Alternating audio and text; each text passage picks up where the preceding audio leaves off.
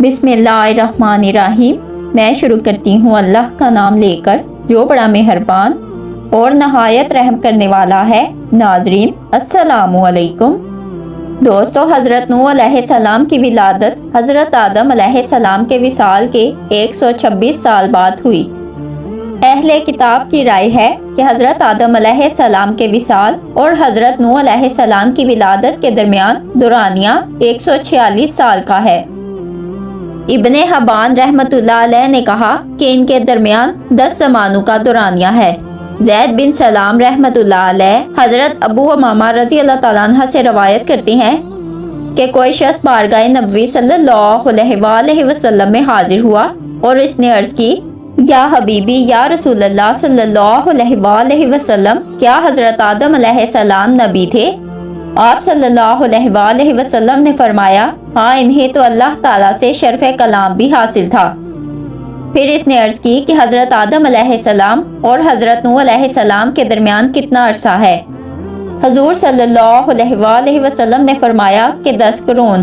اگر قرون سے مراد 100 سال لیا جائے، جس طرح اکثر لوگوں نے اسی کو ترجیح دی ہے، تو پھر حضرت آدم علیہ السلام اور حضرت نوح علیہ السلام کے درمیان یقیناً 1000 سال کا دورانیہ ہوگا۔ ناظرین، حضور اکرم صلی اللہ علیہ وآلہ وسلم کا فرمان ہے، بہترین زمانہ میرا زمانہ ہے۔ حضرت نوح علیہ السلام سے قبل لوگوں کی عمریں طویل ترین ہوتی تھیں۔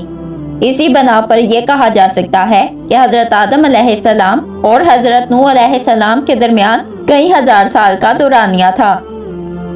اللہ تبارک و تعالیٰ نے حضرت نوح علیہ السلام کو جس وقت مبعوث فرمایا، اس وقت لوگ تہمات، بت پرستی اور گمراہی کی تاریکیوں میں ڈوبے تھے۔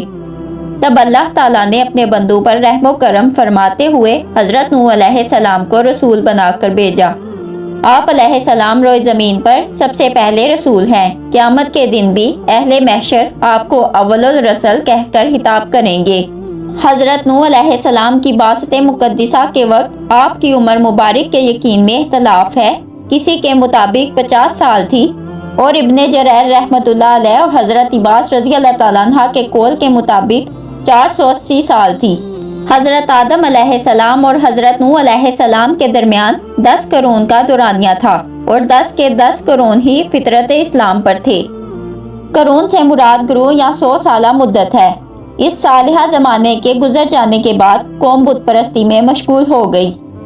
در حقیقت یہ نام حضرت نوح علیہ السلام کی قوم کے نیک لوگوں کے تھے۔ جب ان لوگوں کا وصال ہو گیا تو شیطان نے ان کو بہکا دیا اور ان کے دلوں میں یہ تصور ڈال دیا کہ ان نیک لوگوں کی یاد کے طور پر ان کی شکلوں کے بت بنا کر اپنی مجلسوں میں سجا لو اور انہی لوگوں کے نام پر ان کے نام مقرر کر لو۔ لوگوں نے ایسا تو کر لیا، لیکن ان کی پوجا سے گریزاں اور ترسا رہے، یہاں تک کہ بعد میں آنے والے لوگ فقدان علم کی بنا پر ان کی پوجا کرنے لگے اور یہی بت مشرقین عرب میں پوجا کا مرکز بنے رہے۔